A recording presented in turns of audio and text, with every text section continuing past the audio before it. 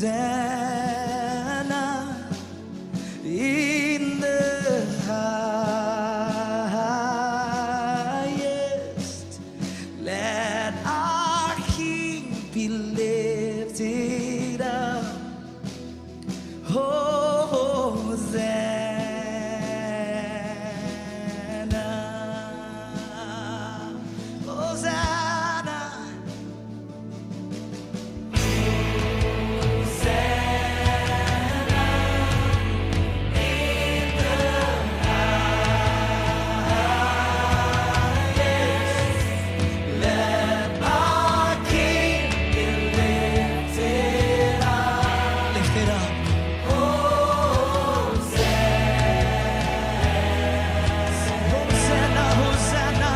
To the King of Kings,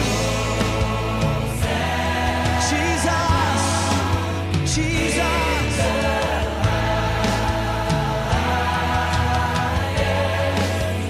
Let our King be lifted up.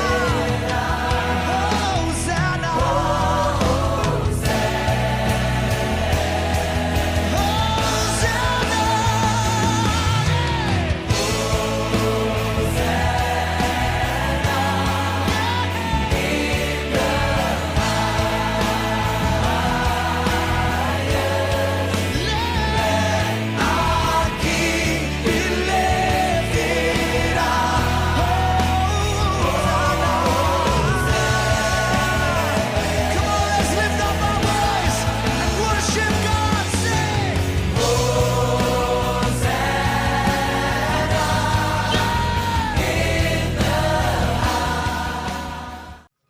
Saudara-saudara yang kasih di dalam Tuhan, Shalom. Kita jumpa lagi dengan Renungan Kristen tentang pembedahan Mazmur 91 untuk memberi jawab terhadap kebutuhan rohani kita di saat sekarang ini kita sedang berperang melawan virus corona atau COVID-19 ini. Mari kita berdoa. Bapa, di dalam nama Tuhan Yesus, kami ucap syukur atas segala kasih karunia, kemurahan Allah, kebesaran Allah yang selalu Engkau nyatakan dalam hidup kami. Karena itu kami datang merendahkan diri dan dengan hati yang hancur memohon belas kasihan Tuhan untuk diperkenankan, dilayakkan kami membedah rahasia kebenaran firman Tuhan di dalam Mazmur 91 ini pada bagian kedua. Kami mohon Engkau membuka, memberi petunjuk, bahkan hati Allah diletakkan pada hatiku, pikiran dan ilham Allah disingkapkan pada akal budiku, dan perkataan Allah ditaruh pada bibirku, supaya kami dapat benar-benar memahami tentang kebenaran Allah dan melakukan kehendak Allah. Di dalam nama Tuhan Yesus Kristus kami siap merenungkannya. Haleluya. Amin. Saudara-saudara yang kasih di dalam Tuhan, mari kita membaca ayat firman Tuhan pada khotbah bagian kedua atau part 2 ini. Karena kami telah berkhotbah pada bagian pertama pada YouTube yang lalu, di mana kita telah perkatakan firman Allah untuk kita dapat menghadapi atau mengatasi virus corona, dan ayat-ayat berikut ini adalah hasil manfaat yang akan kita terima dari perkataan dari firman Allah dari ayat 1 dan 2, di mana pada ayat 1 dan 2 kami sudah mengajar kepada saudara-saudara untuk memperkatakan firman seperti ini. Di dalam nama Tuhan Yesus Kristus kami memperkatakan firman ini kepada Allah. Tempat perlindunganku dan kubu pertahananku, Allahku yang kupercaya. Itulah saudara-saudara yang harus kita ucapkan ketika kita akan menghadapi atau mengatasi virus corona. Karena virus corona ini dalam bentuk sesuatu yang hidup, yang bergerak. Dan karena ini sesuatu yang hidup dan bergerak yang tidak kelihatan dengan mata, maka kita harus menghadapi dengan roh Allah, dengan iman kita untuk kita hadapi dan mengatasi terhadap virus ini supaya tidak menyerang kita. Mari saudara-saudara kita lanjutkan pada part 2 ini. Kita akan membedah pada ayat yang ketiga. Pada ayat yang ketiga saudara-saudara telah berkata, sungguh dialah yang akan melepaskan engkau dari jerat penangkap burung, dari penyakit sampar yang busuk. Saudara-saudara, perhatikan ayat 3, berkata sungguh. Jadi kata ini tidak main-main ya, atau Tidak ada istilah untuk kita menghadapi virus corona secara mencoba-coba saja. Tetapi dalam perkataan sungguh ini ada suatu kepastian dan keyakinan bahwa kalimat ini benar, ya dan amin. Kalimat ini punya kuasa dan mujizat. Nah, itulah kalimat ini yang mana yang punya kuasa mujizat ketika kita telah menyebutkan ayat 1 dan 2 yang kami sudah sebutkan tadi. Dan kalau saudara ingin menyebutkan lagi, silakan, supaya ini lebih mengingatkan dan lebih memperlancar perkataan firman Allah ini. Selanjutnya saudara, mari kita lihat, yaitu di dalam ayat 3 ini berbunyi bahwa dialah yang akan melepaskan engkau dari jerat penangkap burung dan penyakit sampar yang busuk. Dialah artinya di sini yaitu kan Tuhan Allah, yaitu Allah Abraham, Allah Ishak, Allah Yakub, Allah Israel, yaitu Allah dalam nama anaknya Yesus Kristus, Tuhan dan Juru Selamat kita. Haleluya. Jadi tidak ada yang dapat melepaskan. Tidak ada yang dapat melepaskan. Artinya hanya Dia saja, hanya Allah di dalam Yesus yang dapat membebaskan, meluputkan atau membuka tali pengikat yang telah mengikat tubuh, jiwa dan roh kita dari apa, saudara-saudara? Kita baca di sini dari jerat penangkap burung. Artinya penangkap burung itu jerat tipu musyiat iblis dalam bentuk perangkap yang dibuat oleh manusia. Dalam Mika 7 ayat 2b berkata, mereka semuanya mengincar darah, yang seorang mencoba menangkap yang lain dengan jaring. Nah, ini jaring penangkap burung ya. Dan seperti juga dalam Yeremia 5 ayat 26 dan 27 berkata, sesungguhnya di antara umatku terdapat orang-orang fasik yang memasang jaringnya seperti penangkap burung. Mereka memasang perangkapnya, mereka menangkap manusia. Nah, ini jelas sekali saudara-saudara, jaring ini dibuat oleh manusia untuk menjerang sesama manusia.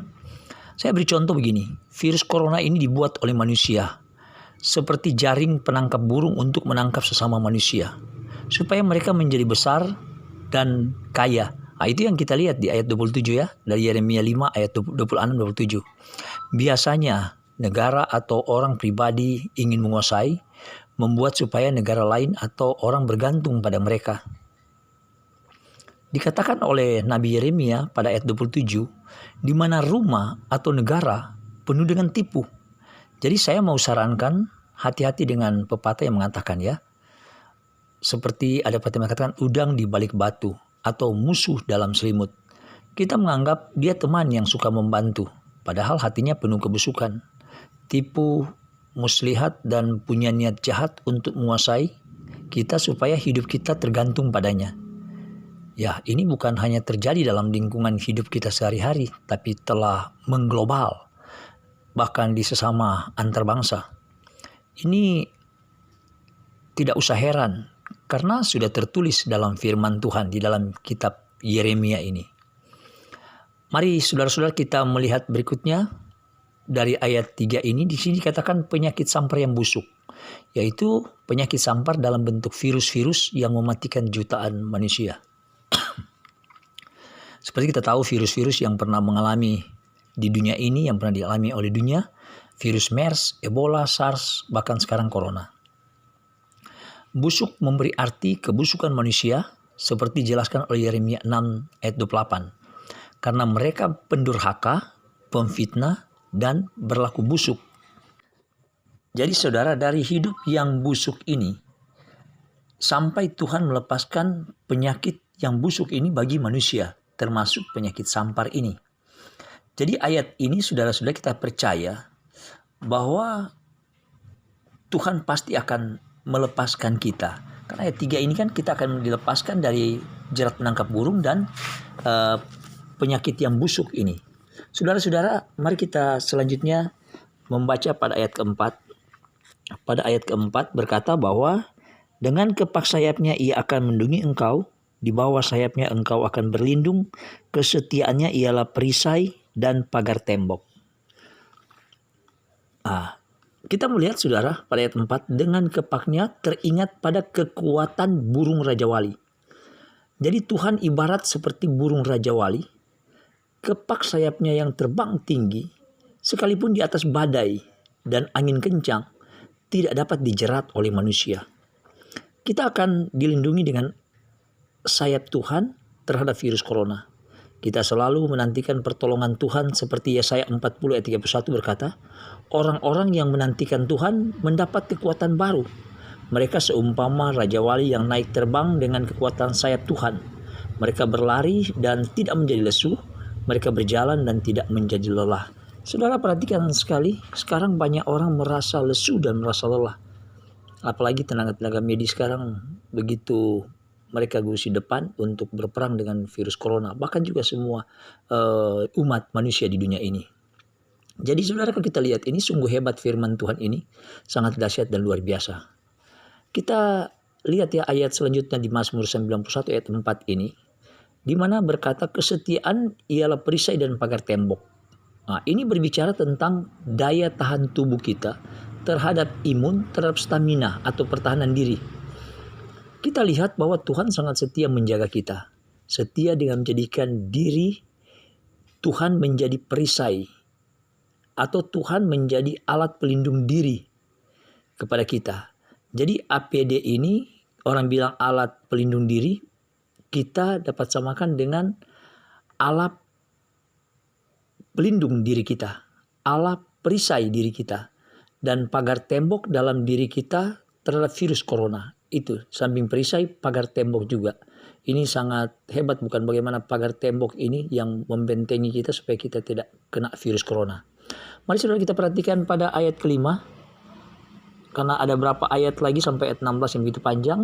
Tapi di part kedua ini kita lihat ayat 5. Ayat 5 berkata bahwa engkau tak usah takut terhadap kedahsyatan malam, terhadap panah yang terbang di waktu siang.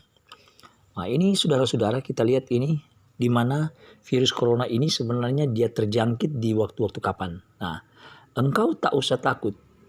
Nah, saudara yang kasih, dalam firman Tuhan telah berkata jangan takut. Di dalam firman Tuhan kalau kita lihat ada 365 kata yang selalu ditulis. Jangan takut. Nah, ini berarti bahwa dalam Alkitab dari 365 kata ini atau kalimat jangan takut ini, itu berarti setiap hari Allah selalu berkata kepada kita jangan takut. Setiap hari, karena 1 tahun 365 hari. Sama dengan 365 kata yang ditulis dalam Alkitab. Kita ingat lagu El Shaddai waktu juga pada perenungan pertama, pada part pertama El Shaddai dinyanyikan ya. Di mana kata Allah yang Maha Kuasa, kita tidak usah takut. Karena saudara-saudara ketakutan adalah jerat untuk iblis masuk dalam diri kita. Ayub berkata begini, karena yang kutakutkan itulah yang menimpa aku. Dan yang kucemaskan itulah yang mendatangi aku. Ayat 3 ayat 25 ya.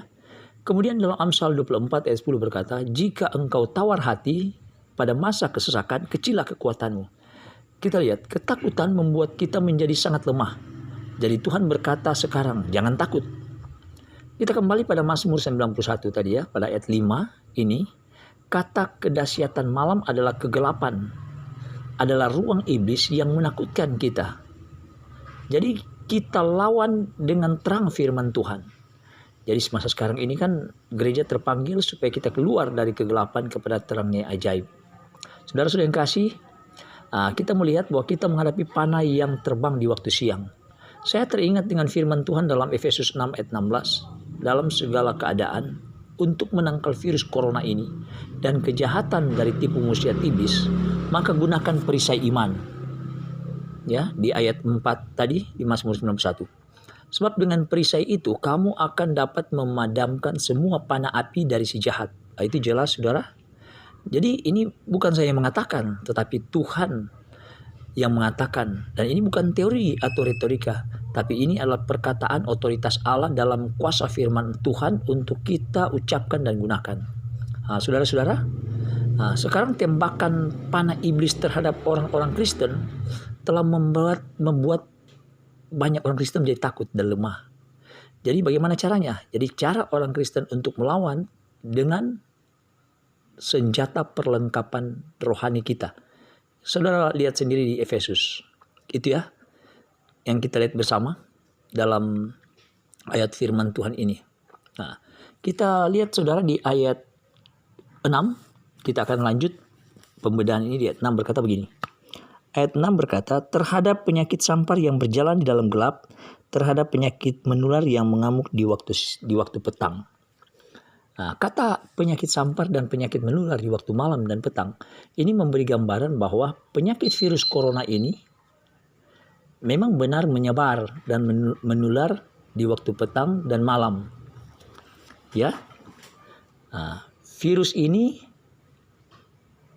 suka di daerah dingin dan tidak tahan terhadap panas atau daerah tropis.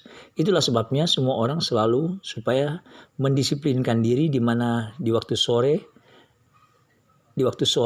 supaya kantor-kantor dan supermarket supaya cepat ditutup, dan pada malam hari tidak boleh banyak orang yang keluar. Semua orang di malam hari harus tinggal di rumah, berdoa dan berpuasa kepada Tuhan. Karena memang firman Tuhan membuka bahwa virus ini banyak berjalan dan mengamuk di waktu sore dan malam. Memang saudara, virus ini hidup dan siap bereaksi menelan dan membinasakan manusia di waktu petang dan malam hari.